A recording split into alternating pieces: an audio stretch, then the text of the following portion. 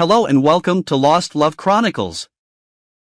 Dear listeners, before we get started, drop a quick hi in the comments and let us know where you're tuning in from. Also, if you have any suggestions for us to make the channel better, please let us know. Now let's start with the story. She cheated, then disappeared while our son was dying, so I took everything and fought back in court. It's 2:47 a.m., and I'm pacing the cold, sterile hallway of the emergency room. My shoes squeak against the polished floor with every turn. The air reeks of bleach and dread. All I can hear is the steady beeping of machines fighting to keep my son alive. Louis lies there, his small chest rising and falling beneath a mess of tubes and wires, his face pale against the stiff hospital pillow.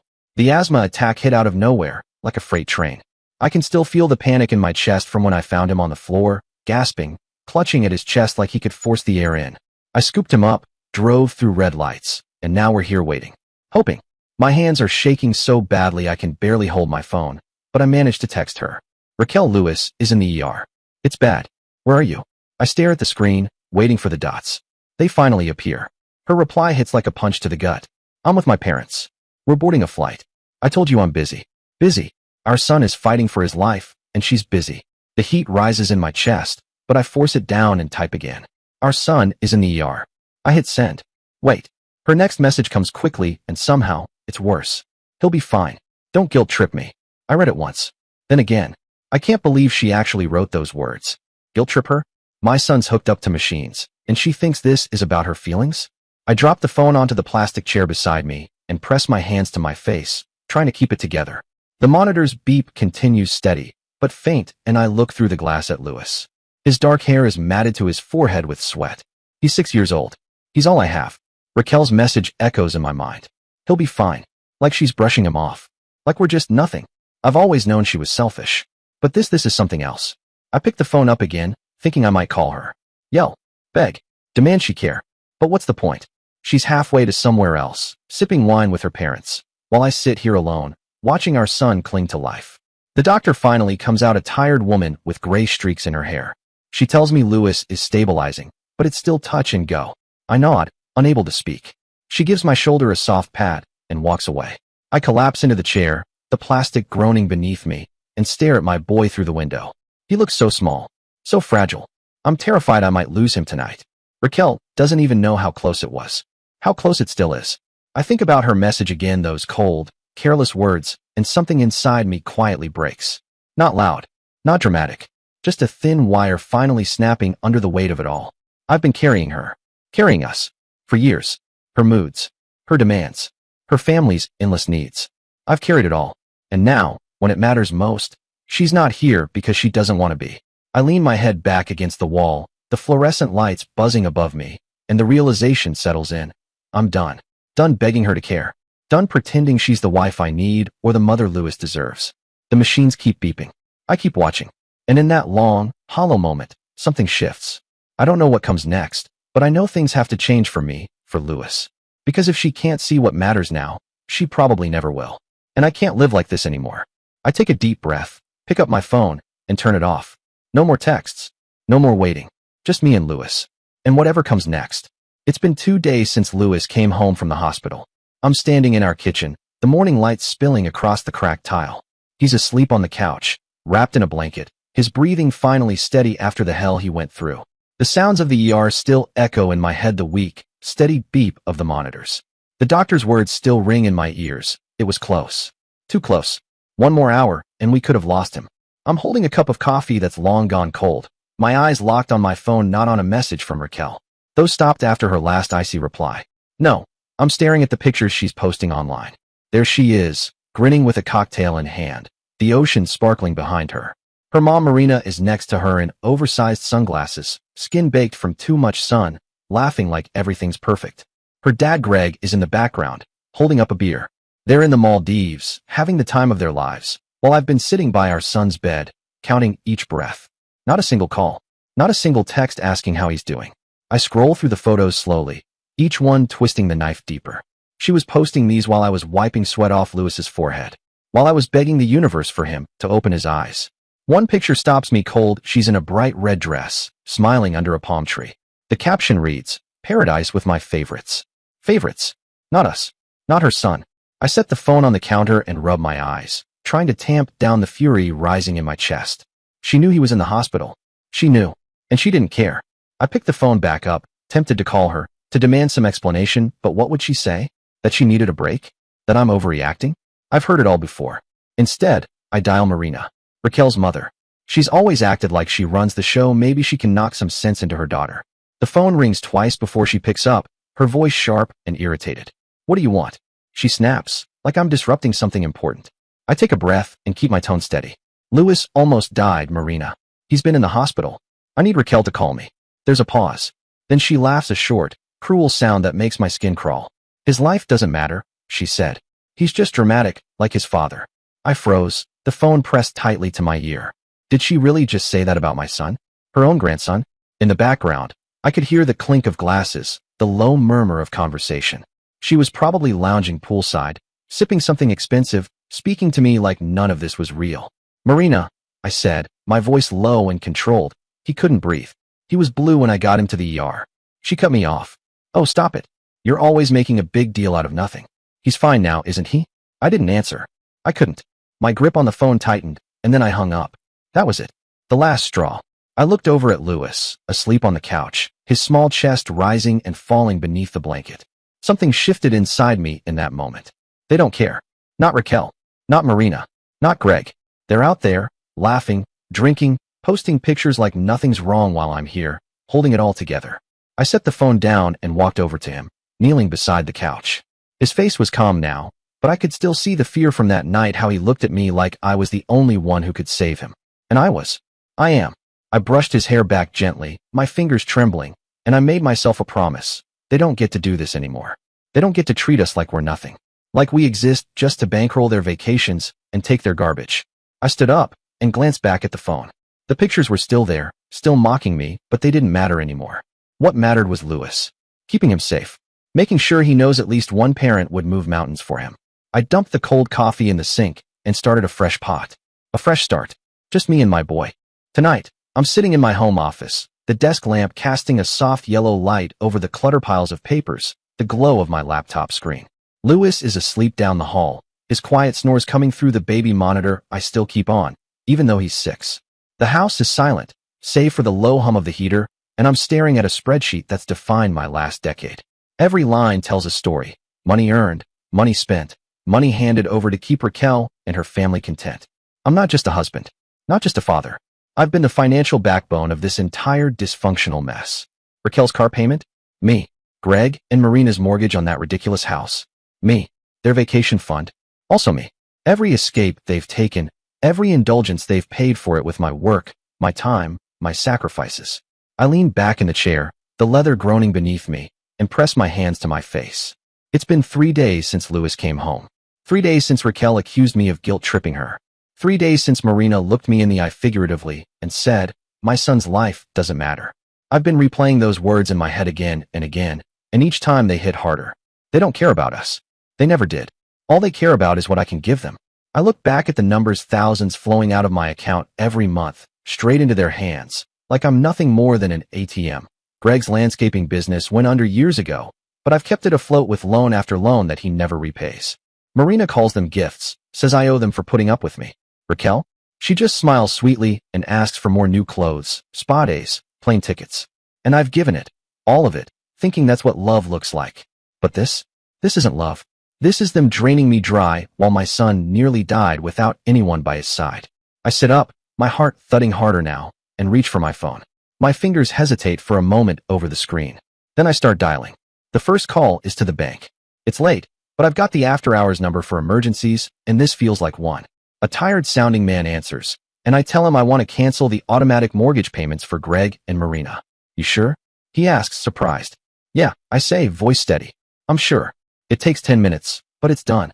Next, I call the car loan company, the one that holds the note for Raquel's shiny SUV, the car she loves to show off. I tell them I won't be making any more payments. Let it default. Let her deal with it. The guy on the line pauses, but processes it without much fuss. Then I log into the credit card accounts, every one of them under my name, tied to my credit. Raquel's got a card. So do Greg and Marina. I freeze them. All of them. I picture the moment they try to use the cards and find out they're useless, and I almost smile. But I'm not done yet. I call the phone company. Raquel's line, Her parents' line's all on my plan. I tell them to suspend the accounts for non-payment, even though the bill isn't due yet. They don't argue. By the time I hang up, my hands are no longer shaking. They're steady, calm, like I've finally reclaimed something that was mine all along. I lean back in the chair and look up at the ceiling. The weight on my chest eases just a little. I didn't yell. I didn't cry. I didn't even raise my voice. I just hit confirm, one screen after another, one call after the next, and cut them off. This isn't about revenge, not yet. This is about boundaries. About finally drawing the line. They've leashed off me for years, taking everything and giving nothing. And I'm done being their lifeline. I think of Louis, fast asleep down the hall, and I know this is for him too.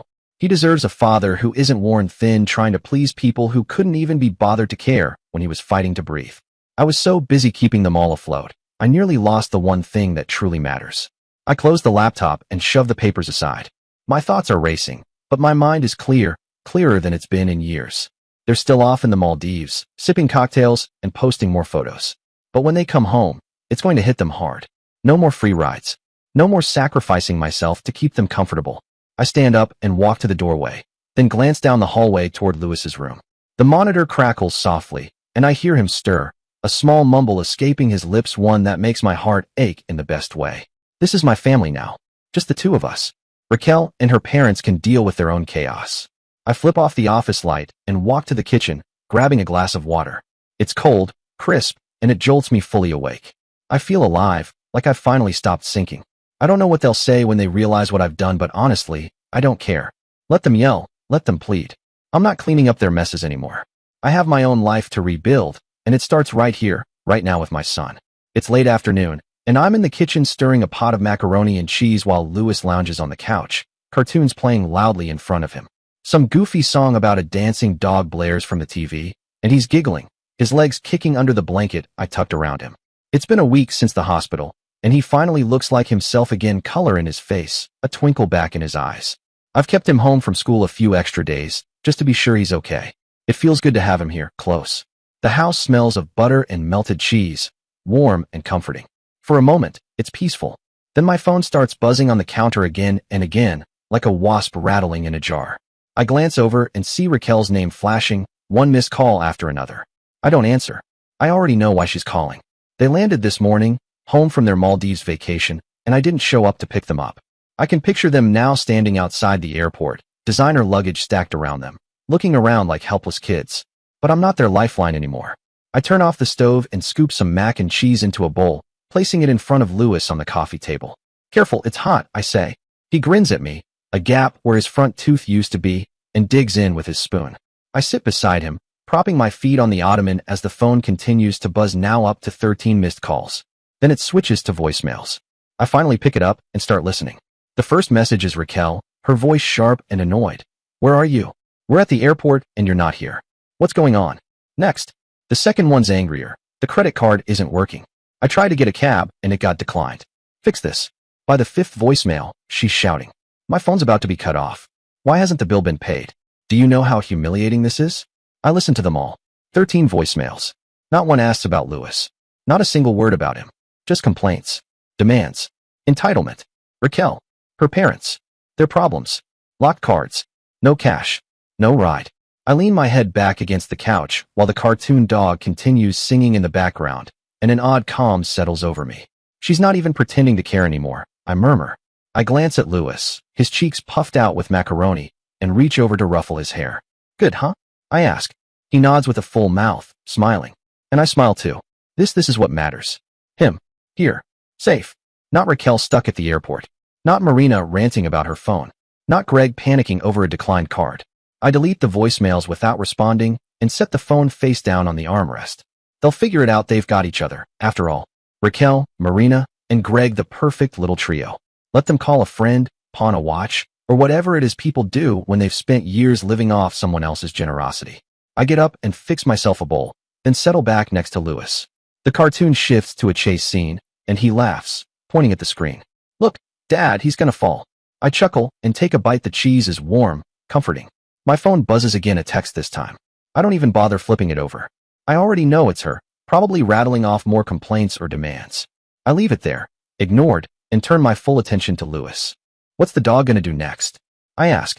He launches into an elaborate story about the dog building a rocket ship, his voice animated, filling the room and pushing the buzzing into the background. Hours pass like that, just the two of us on the couch, eating, watching, talking. The sun sinks low outside, casting orange across the walls, and I realize I haven't thought about Raquel in a while. She's probably furious, somewhere out there, but I'm here. And it's quiet for the first time in years. I don't feel guilty. I don't feel sorry. I just feel done. Louis yawns, his head tipping onto my shoulder, and I pull the blanket around him. Time for bed soon. Champ, I say. He mumbles something about the dog, and I carry him to his room, tuck him in, and head back to the living room. The phone's still on the armrest, finally silent. I pick it up, one last text from Raquel. You're going to regret this. I read it, then delete it. I turn off the TV. Regret? No. I regret not seeing her clearly sooner. I regret believing I could buy her love or her parents' respect with patience and money. But this? Letting them deal with their own mess while I focus on raising my son? This feels right. I lock the door, turn out the lights, and go to bed. Tomorrow's a new day. It's just me and Louis now.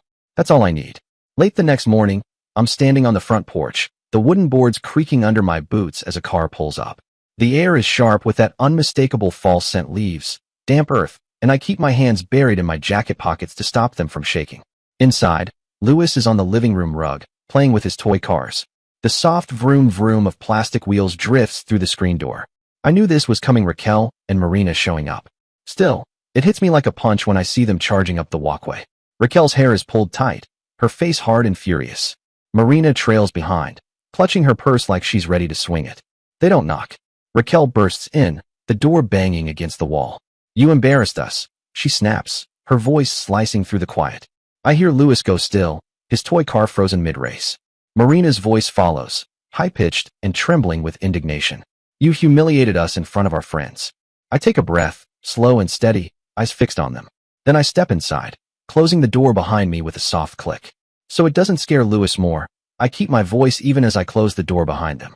They're standing in the living room, now Raquel pacing like a caged animal, Marina glaring at me with her arms crossed. Do you have any idea what it was like?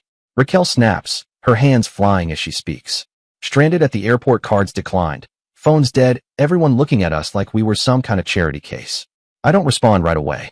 Instead, I walk over to the coffee table and pick up the hospital bracelet Louis wore, thin, white, with his name printed in small black letters. I hold it out to her. This is from the ER, I say quietly. The night, he almost stopped breathing. She doesn't even glance at it.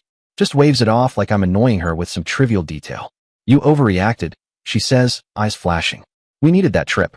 We needed a break. The words hit like a punch, cold and heavy. I slowly lower my hand, the bracelet still hanging between my fingers. A break from what? From being a mother? From caring about your own son? I really look at her, then really look, and it's like seeing her clearly for the first time. Someone who'd rather sip cocktails poolside than sit next to her child in a hospital room. Marina steps forward, pointing a bony finger at me. You think you're some kind of hero, cutting us off like this? You're selfish. We were counting on you. I gently place the bracelet back on the table, deliberate and steady, and turn to her. Counting on me for what? I ask. To fund your vacations while my kid was hooked up to machines? My voice is still calm, but there's a sharpness to it now that makes her flinch. Raquel stops pacing and whirls on me. He's fine now, isn't he? You're turning this into some big dramatic story when it's not. I shake my head and almost laugh, but there's nothing funny about this. He's fine because I got him to the hospital in time. Because I was there. Where were you? She opens her mouth, then shuts it again. Her cheeks flush red. Marina jumps in, her voice rising. Don't you dare talk to her like that. We deserve better than this. I look at them both, Raquel seething, Marina puffed up with righteous indignation, and something clicks into place inside me. They're not here out of concern for Louis. They're not here to apologize. They're here because I cut off the money. That's all it's ever been about. Out of the corner of my eye, I see Louis peeking around the doorway, his eyes wide and worried. Back to your cars, buddy, I say gently. Everything's okay. He nods and slips out of sight. Then I turn back to them. You need to leave, I say, pointing at the door. Raquel lets out a bitter laugh. What? You're kicking us out. This is my house too. I step closer, lowering my voice. Not anymore. I filed for separation last night. The papers are with my lawyer, you'll be getting them soon. Her face goes slack, like I just slapped her. Marina gasps, a hand flying to her chest. You can't do that, she sputters. I already did, I say. And I mean it. I'm done justifying, done explaining. I walk over and hold the door open. The cool air rushes in behind me. Go. Raquel stares at me, her mouth opening and closing, but no words come out. Marina grabs Raquel's arm, muttering something under her breath about lawyers and revenge, and they stumble out, their heels clicking sharply on the porch. I close the door behind them, lock it, and lean against it for a moment, exhaling a long, steady breath. The house is quiet again, just the soft sound of Louis's toy cars rolling across the rug. I walk over and sit beside him, picking up a blue truck. Want a race? I ask. He grins and nods quickly. We play, little engines roaring between us, and slowly, the weight of the morning starts to lift. They can scream, threaten, hate me all they want. I'm not going back. Not to that life. Not to that lie. It's just me and Louis now, and I'll fight for him with everything I've got. Now I'm sitting in Cyrus Burns's office, the air thick with the scent of worn leather and coffee. My hands rest on my knees as I watch him flip through a stack of papers. It's late afternoon. Outside, the fading light casts long shadows across the hardwood floor. Cyrus has been my friend since high school, the kind of guy who'd give you the shirt off his back, but knows how to play hardball when it counts. Now he's my lawyer, helping me untangle the mess Raquel and her family left behind.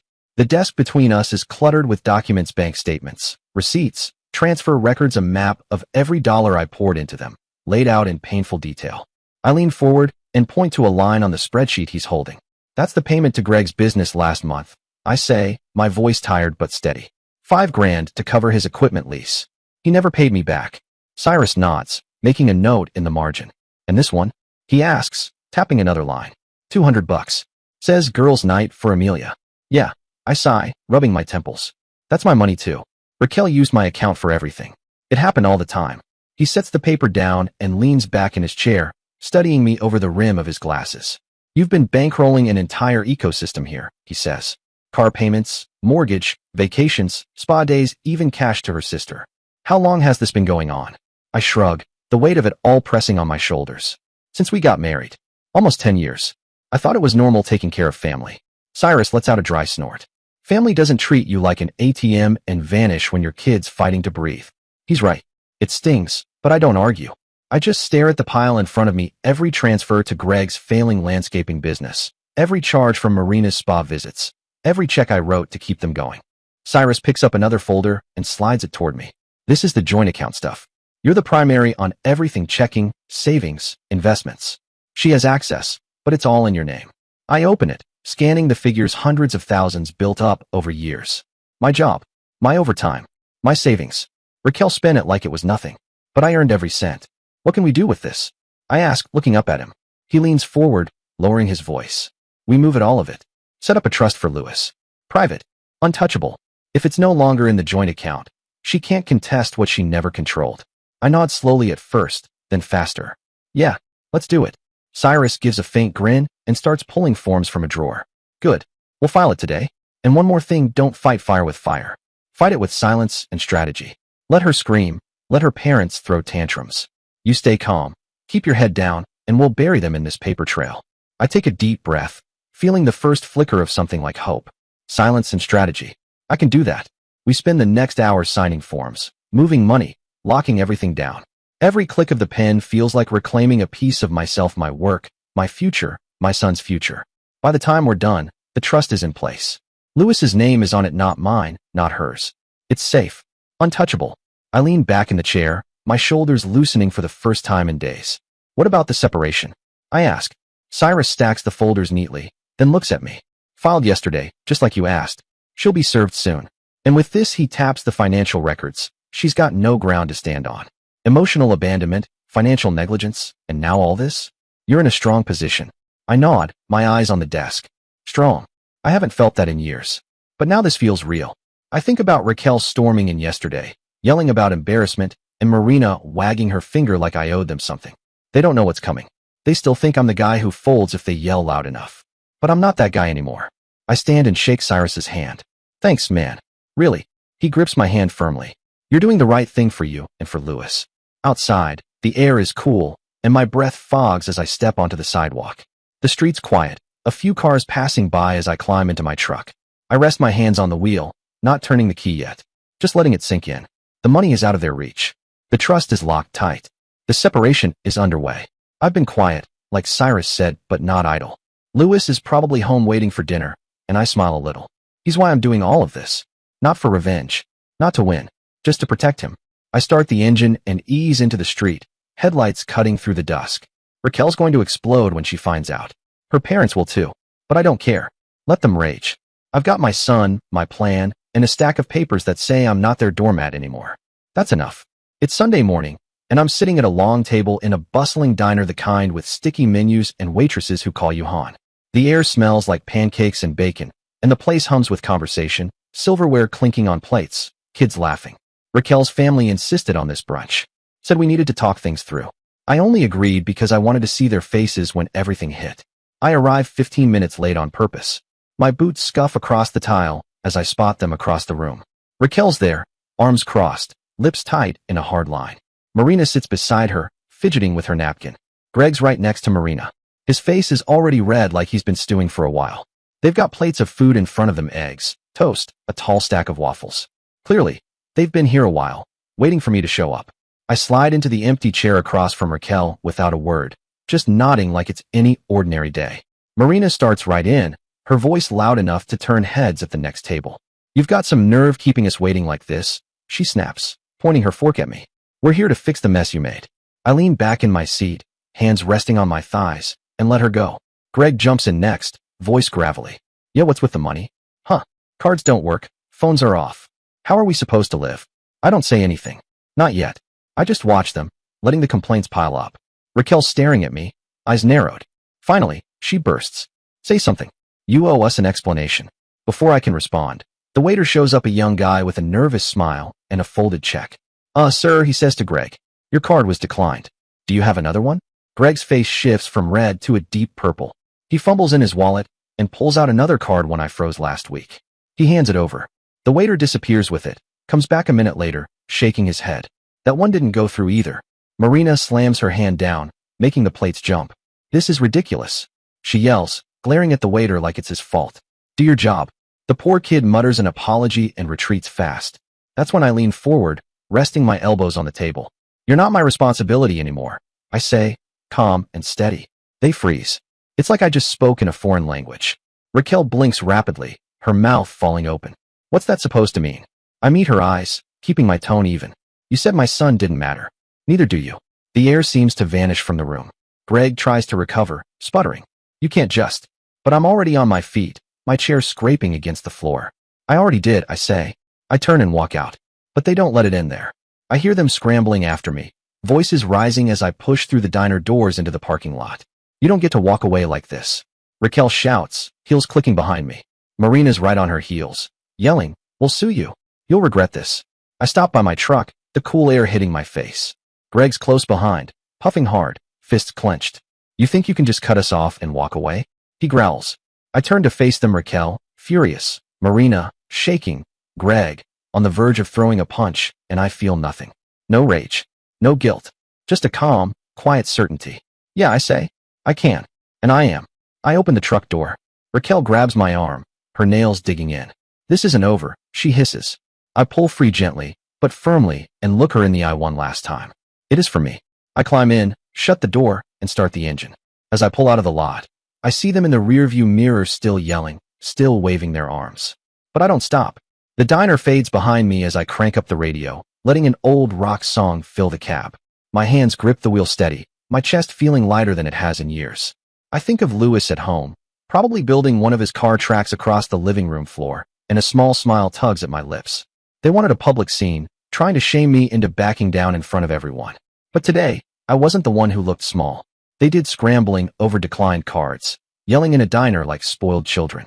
I don't need to fight them anymore. I've already won, not with fists or shouting, but with the truth. They don't matter to me, and they never will again. I turn onto the highway, the sun dipping low ahead, heading home to my boy.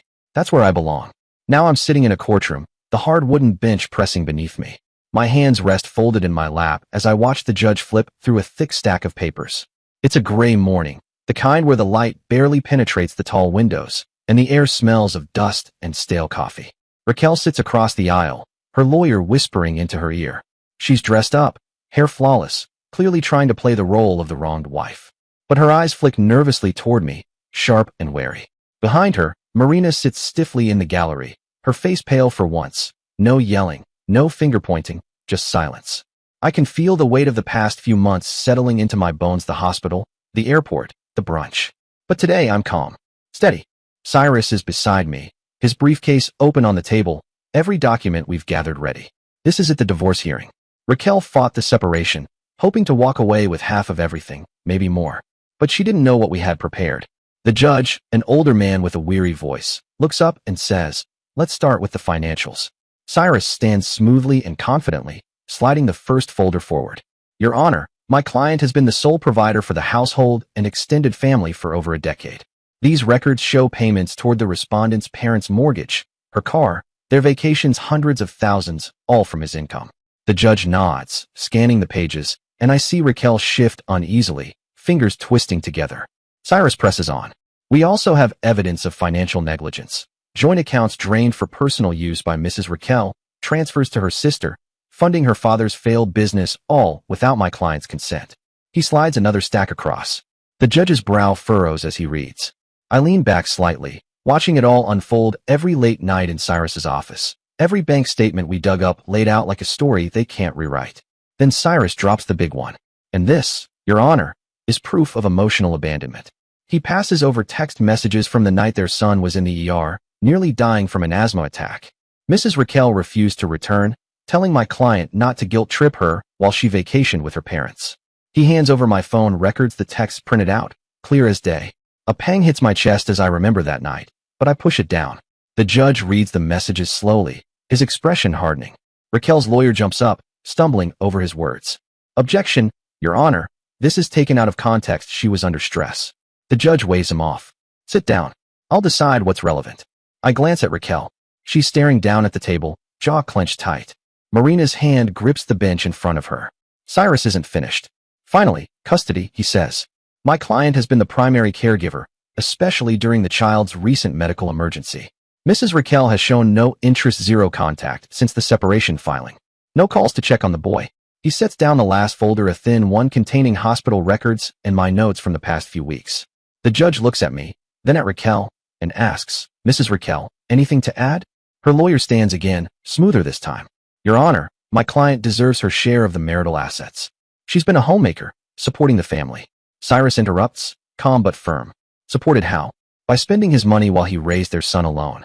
The judge raises his hand, silencing them both, and flips through the papers again. I sit quietly, heart steady, watching it all unfold. I don't need to say a word. Cyrus has it covered. The truth is all there, clear and undeniable. After what feels like an eternity, the judge clears his throat. "I've seen enough. Full custody to the father. Assets remain under his control, given the trust established for the child and the respondent's financial misconduct. No alimony. Mrs. Raquel, you'll need to address the debts in your name." He bangs the gavel. "It's over." Raquel's lawyer slumps beside her, whispering softly, but she doesn't move, just stares ahead, speechless. Marina is frozen, mouth slightly open in disbelief. I stand slowly, shaking Cyrus's hand. "Told you," he mutters, a small grin tugging at his lips. Silence and strategy. I nod, feeling the tension drain away. We walk out, leaving them behind. The hallway is quiet except for the echo of our footsteps. I think about Louis at home with my sister Juliet, probably sneaking cookies to him. A lightness settles over me, lighter than I've felt in years. Raquel thought she'd win, that she could lean on charm and excuses. But she left with nothing but the mess she made. The judge saw through it, her neglect, her greed, everything.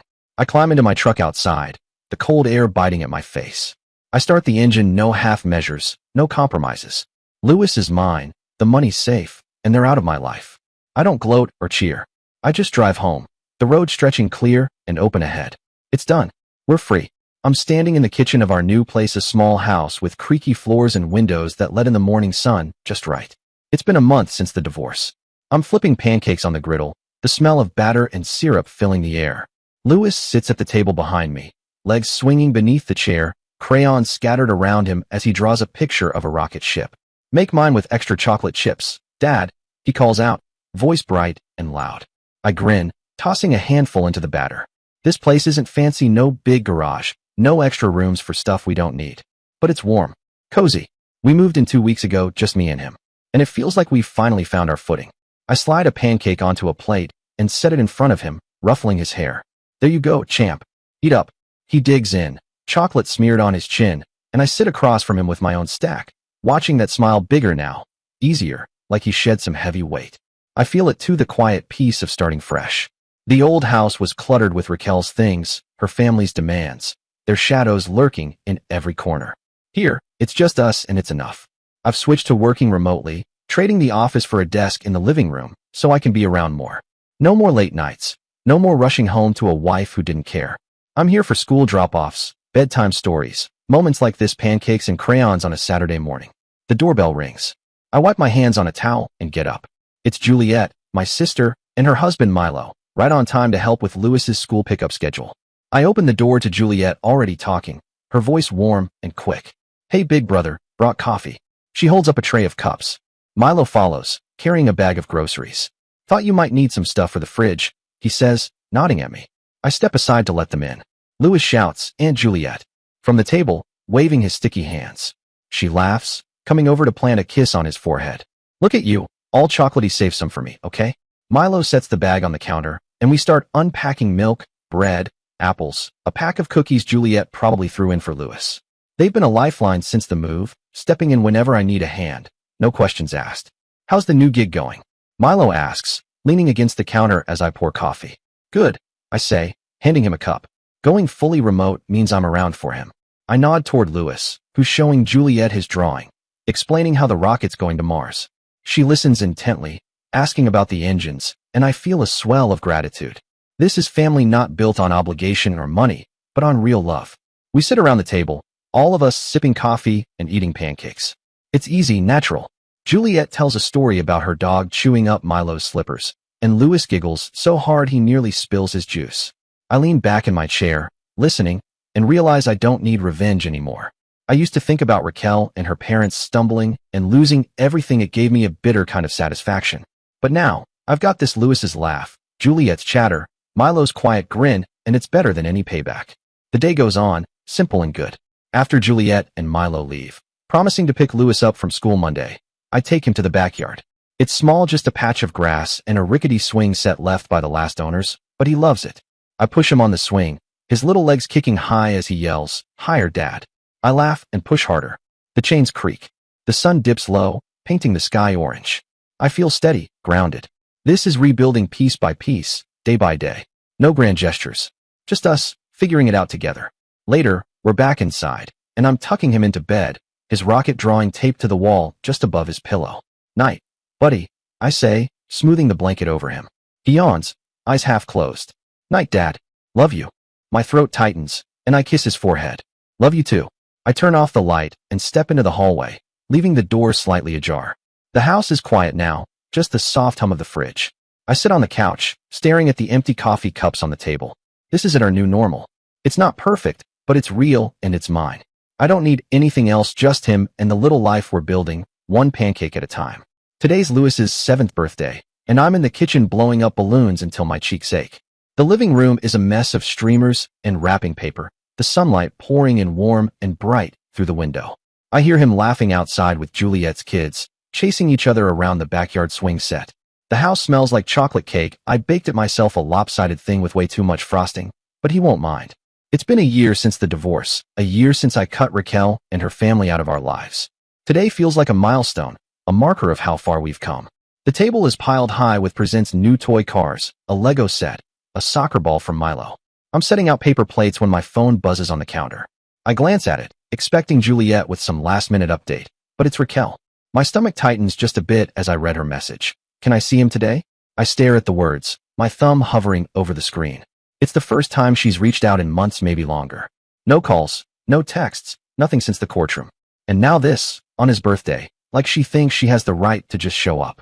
I set the phone down and lean against the counter, my hands gripping the edge. Part of me wants to ignore it, let it sit there unanswered. But then I think about Lewis, about what he'd want. He's the one who matters, not me, not her. I pick up the phone again and head outside. The screen door bangs shut behind me. The kids are still running around, grass sticking to their shoes, and Lewis spots me, waving. Dad, look, I'm winning. He yells, his face sweaty and full of joy. I smile and wave back, then hold up the phone. Hey, bud, come here a sec. He jogs over, breathing hard. I kneel down to his level, the grass cool under my knee.